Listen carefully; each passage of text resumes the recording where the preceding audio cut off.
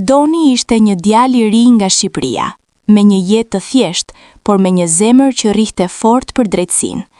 Ajo pas dite e qetë e gjeti duke ecur ngadalë në një park të madh qyteti, ku Shatërvani në qendër këndonte me ujin e tij të argjend, dhe rrezet e diellit thyheshin mbi gjethet e pemëve. Ajri bante aromën e barit të lagur dhe të luleve pranverore, ndërsa njerëzit kalonin pangut, secili i zhytur në mendimet e veta. Doni u ul në një stol pranë Shatërvanit, duke ndjerë për herë të parë pas shumë kohësh një paqe të vërtet në shpirt. Ai mendonte për jetën e tij, për sakrificat e familjes dhe për ëndrat që ende i mbante të mbyllura thellë në zemër. Zhurma e leftë e ujit e qetësonte, por ajo qetësi u thye papritur nga një zë i ashpër, i mprehtë si thik. Doni ngriti kokën dhe pa, pak më tej, një makinë të zezë të ndaluar në mënyrë të çrregullt. Brenda saj ndodhej një grua e re, e bukur, me sy të friksuar që kërkonin ndihmë. Rreth makinës qëndronin disa burra me pamje kërcënuese, fytyra të forta dhe shikime të errta, si hije që sillnin telashe. Ata qeshnin me zë të lartë, duke goditur xhamin e makinës dhe duke e tërhequr derën me forcë. Gruaja bërtiti, një britm që i përshkoi nervat e Donit si rufe.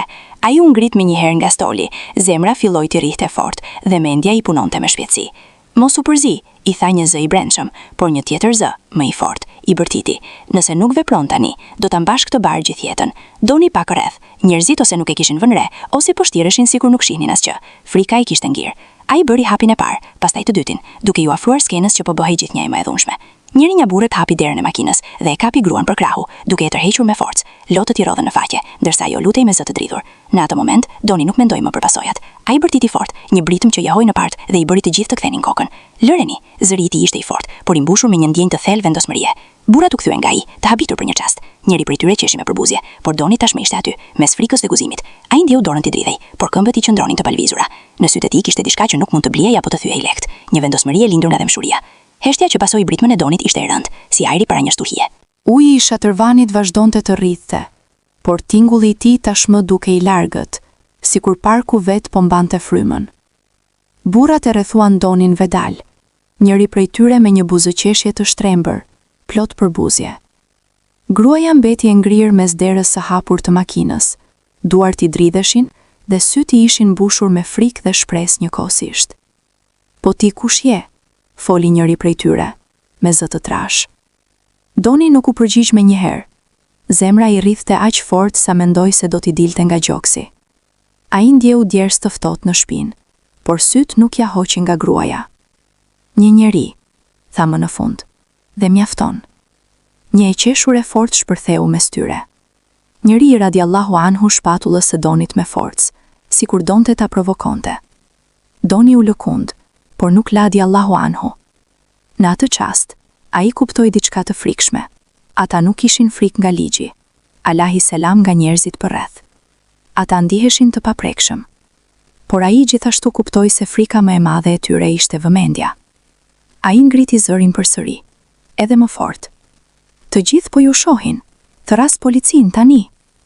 Disa njerëz në park filluan të afrohen, disa me hezitim, disa me telefona në duar. Situata ndryshoi për një çast. Njëri nga burrat shau me zë të ulët dhe e lëshoi krahun e gruas. Ajo u mbështet në derën e makinës, duke marrë frymë me vështirësi. Por pa pritur, gjithçka u përmbys. Njëri prej tyre nxori diçka metalike nga xhepi. Jo një armë, por një thikë e vogël që shkëlqeu në dritën e diellit. Turma u tërhoq menjëherë. Gruaja bërtiti sërish. Doni ndjeu frikën t'i përshkonte trupin si një vale akullt, por nuk u largua. Në atë moment, kujtimi i babait të tij, fjalët e vjetra për nderin dhe përgjegjësinë, i mbushën mendjen.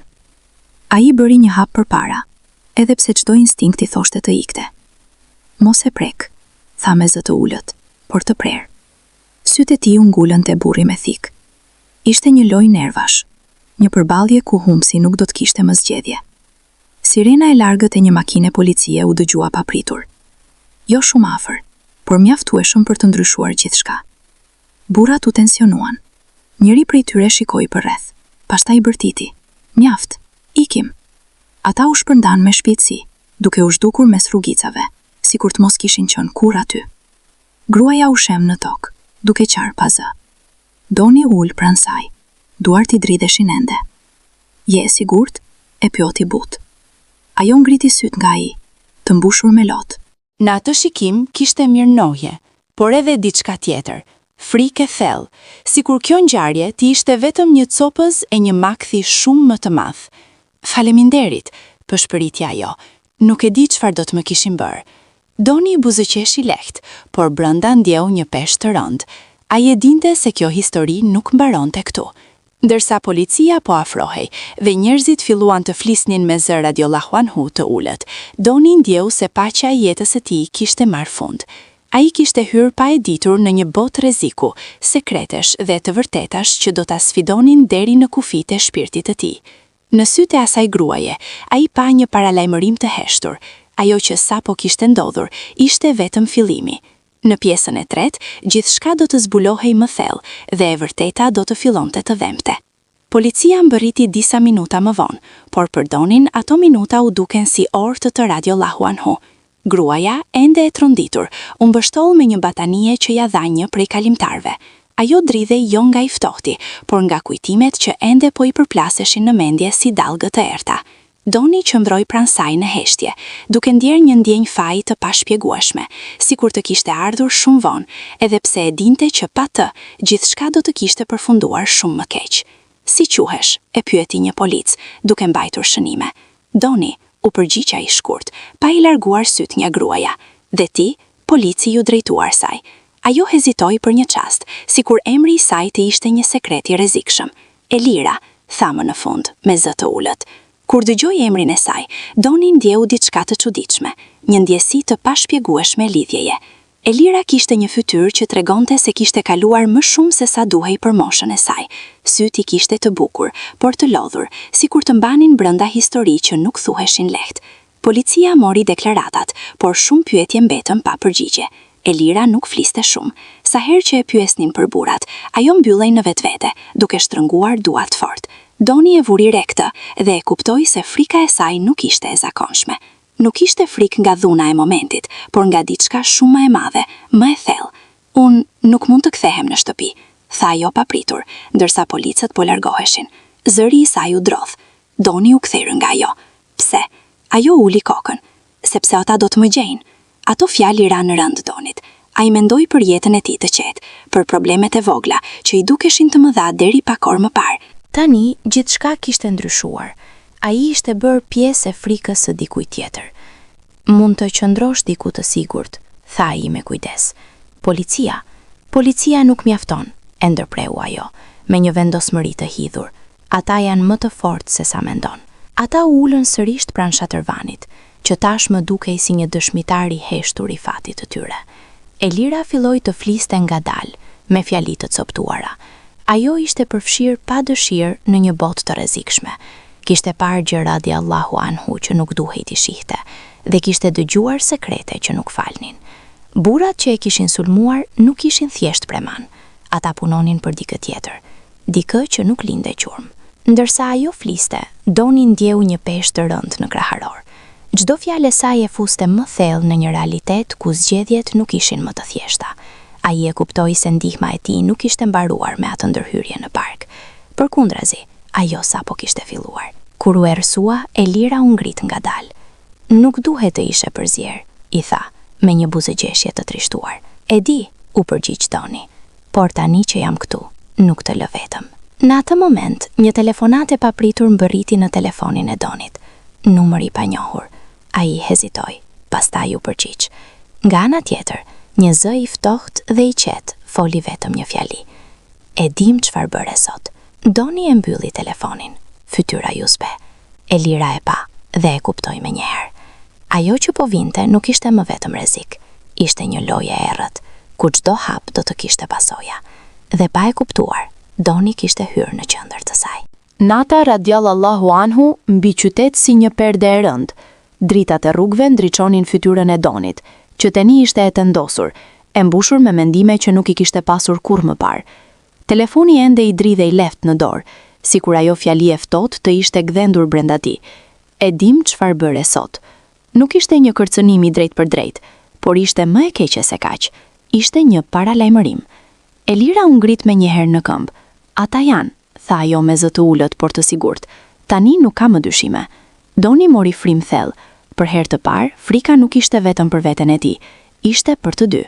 Duhet të ikim nga këtu, tha ai. Tani. Ata u larguan nga parku, duke zgjedhur rrugë të errta, larg turmave. Çdo hap dukej sikur jehonte shumë fort. Doni ndjente sikur dikush po i ndiqte, edhe pse nuk shihte askënd. Elira ecte pranë tij, e heshtur, por çdo lëvizje e saj tregonte se ishte mësuar me frikën. Kjo e trembi më shumë Donin se sa vetë rreziku. Ata u strehuan në një apartament të vogël, që Doni e përdorte rrallë, një vend që pothuajse askush nuk e dinte se ekzistonte. Ai mbylli derën me çelës dhe mbështeti shpinën pas saj. Heshtja që pasoi ishte e rëndë. Elira u ul në divan, fytyra e saj u mbulua nga duart. Lotët filluan të rrithnin pa zë. Gjithçka është faji im, tha ajo me slotesh. Nëse nuk do të isha unë. Jo, e ndërpreu Doni menjëherë. Askush nuk meriton atë që po të bëjnë. Për disa minuta asnjëri nuk foli. Pastaj Elira u ngrit dhe e pa drejt në sy. Duhet të ta them të vërtetën, tha ajo, edhe nëse kjo do të vërë në rrezik më të madh. Doni nuk foli, vetëm tumte kokën. Ajo filloi të tregonte gjithçka, si kishte punuar për një kompani që dukej e ligjshme, por në prapasken pastronte para dhe mbulonte krime. Si kishte dëgjuar biseda që nuk duhej t'i dëgjonte, si kishte gjetur dokumente që provonin gjithçka, dhe si që nga ajo ditë jeta e saj ishte shndërruar në një rati të vazhdueshme. Burrat në park kishin qenë vetëm një mesazh: kthehu ose zhduku. Doni e dëgjonte me grushtat e shtrënguar. Ai kuptoi se ajo që kishte bërë atë pasdite nuk ishte thjesht një akt gëzimi, kishte qenë një zgjedhje që e kishte lidhur me një të vërtet shumë të rrezikshme. Ke prova? E pyeti ai më në fund. Elira nxori nga çanta njuesne të vogël. Gjithçka është këtu. Në atë moment drita u fik papritur. Apartamenti u zhyt në errësirë totale. Zemra e Donit u ndal për një sekond. Nga jashtë u dëgjua zurma e një makine që ndaloi. Hapa. Zë radiallahu anhu të ullët. Elira e kapi për krahu. Na kanë gjetur. Toni ndjeu frikë, por edhe një qetësi të çuditshme. Ai e kuptoi se nuk kishte më kthim pas. Ajo që do të ndodhte tani, do të vendoste gjithçka, jetën e tij, jetën e Elirës, dhe të vërtetën që dikush donte ta varoste përgjithmonë. Trokitja në derë ishte ngadalt, e rënd, jo si e një miku, por si e dikujt që ishte i sigurt se dera, herët avon, do të hapej. Trokitja u përsërit, këtë herë më e fortë. Doni ndjeu dorën e Elirës që i shtrëngonte krahun, si të ishte spirancë në një det që po i përpinte.